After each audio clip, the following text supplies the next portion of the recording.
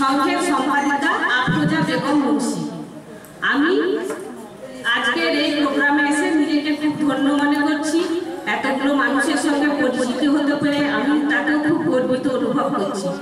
আর আরও আমি গর্বিত এই কারণে যে আমাকে সুযোগ করে দেওয়া, আমি আমারই নিজের লেখা একটা কবিতা আপনাদের, কবিতা নয় সরি কি বলবো, একটা ছড়া বলে শোনাই।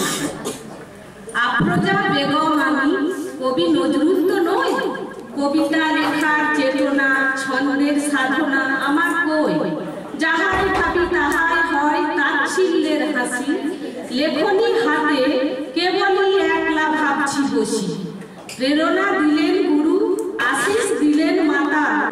কিভাবে হয় না হয় অনেকটাই বুঝেছেন, এবং এই বিপিআরবিটা সারা ভারতবর্ষে, শুধু রাজ্যে নয়, মানে ওই ক্লাস্টার মোডে ডেভেলপমেন্ট, স্বনির্ভর দল ভিত্তিক যে আমরা উন্নয়নটা বলছি, সেই স্বনির্ভর দল ভিত্তিক উন্নয়নের ক্ষেত্রে গ্রামীণ অর্থনীতিকে চাঙ্গা করার জন্য যত দেখবেন মানে একদম প্রান্তিক মানুষগুলো, আমরা বারবারই বলছিলাম যে আমাদের সরকারের এখন চিন্তাধারা হচ্ছে যে বিকেন্দ্রীকরণের শেষ ধাপ হচ্ছে গ্রামের ওই প্রান্তিক মানুষটা, পিপল বোঝাতে গিয়ে বলেছিলাম।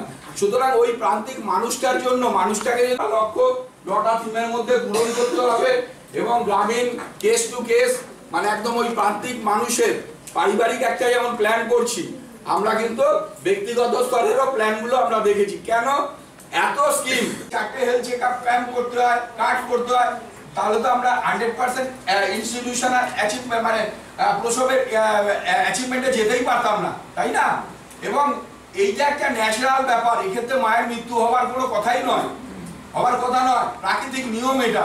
সুতরাং মৃত্যুটা কেন হচ্ছে, এখনো যদি 1-2 জন হয়ে থাকে আমাদের কোনো সংসদে বা পাড়ায়, তার জন্য কিন্তু আমাদের ব্যবস্থা নিতে হবে, এবং সরকারি যে সমস্ত স্কিমগুলো আছে, সুযোগ সুবিধা আছে, তার মধ্যে তাকে নিয়ে আসতে হবে। তাহলে দেখা যাবে যে বাচ্চা প্রসবের পর সেই বাচ্চার ভ্যাকসিনেশন, প্রত্যেকটা টিকাকরণ আপনারাই তাই তো ব্যবস্থা করেন তো নাকি, আশা কর্মীর সাথে হোক, হেলথ ডিপার্টমেন্টের সঙ্গে হোক, যেখানে হোক। তাহলে সেই বাচ্চা শিশুটা যখন আইসিডিএস সেন্টারে যাচ্ছে, তার ওয়েট মাপা হচ্ছে, সে লাল শিশু না নীল শিশু, বা তার ম্যালনিউট্রিশন কিছু আছে কিনা, তখন থেকে শুরু হলো। শুরু হওয়ার পর সে আইসিডিএস থেকে আরো একটু উঠে স্কুলে গেল, করতে পারবেন না, তাই না? খুব সুন্দর বললেন। এরকম ছোট ছোট ভাবে যদি আমরা চিন্তা করি, তাহলেই কিন্তু আমরা পরিকল্পনাটা, সঠিক পরিকল্পনা, বিজ্ঞান ভিত্তিক, সমন্বিত, থিম ভিত্তিক, থিম নিয়ে আপনাদের ভয় পাওয়ার কিছু নেই। আপনারা যে কাজগুলো ধরছেন দেখবেন 9টা থিমের মধ্যে চলে আসছে। কিন্তু এখানে যেহেতু আমরা 1, 2, 3, 1 number theme, 2 number theme, 3 number theme. 1 number theme মানে পভার্টি ফ্রি, মানে এটাই হচ্ছে সারা বিশ্বের একটা লক্ষ্য। আজকে সকলকে আমি নমস্কার জানিয়ে জানি না কথা বলতে পারবো, যেটুকু দেখলাম, আমরা যে ভিডিওটা দেখলাম, এটা দেখলাম কি বললেন ওখানে যে বিবেকানন্দের যে আমরা যে মায়েরা এখন আছি, সেই মায়েরা কি বিবেকানন্দের যিনি মা ছিলেন সেই পথ অবলম্বন করে কি চলি? কখনোই না। তার একটা মায়ের চিন্তাধারা থাকবে, আমার বাচ্চা স্বতঃস্ফূর্তভাবে মানুষ করবো, তাকে শুধু পড়াশোনার জন্য, টাকা ইনকামের জন্য নয়, আমরা সে স্বতঃস্ফূর্ত খেলাধুলা করে তার মনে স্বতঃস্ফূর্ত জাগানোর জন্য। কিন্তু আমরা কখনোই সেটা পারি না।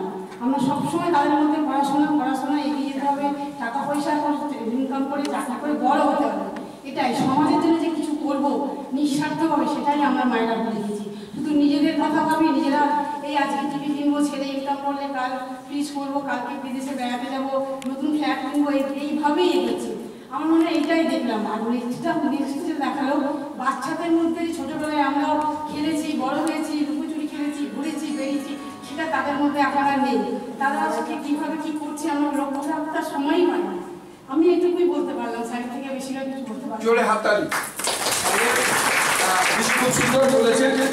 আমরা এইগুলো দেখে এখান থেকেই আমরা চেষ্টা করবো এমন একটা প্ল্যানিং করতে। কৃষি এবং শিল্প আর শিক্ষা ও জনস্বাস্থ্য আর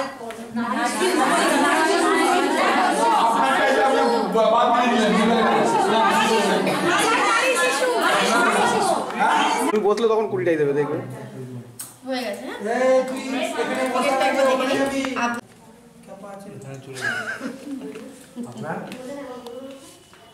আমাদের বাতানো আপনি দিয়ে দিলে ও সমাজ কল্যাণ উপসমিতি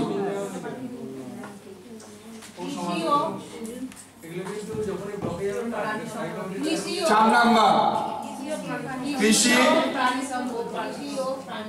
ও এখানে যেমন প্রধান উপপ্রধান মেম্বাররা রয়েছেন, মানে আমি অন্যভাবে বোঝাই।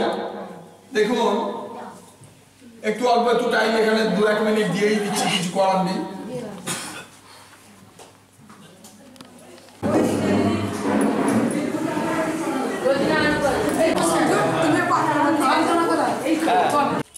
এই গ্যাপে চলে যান ম্যাডাম, গ্যাপে চলে যান।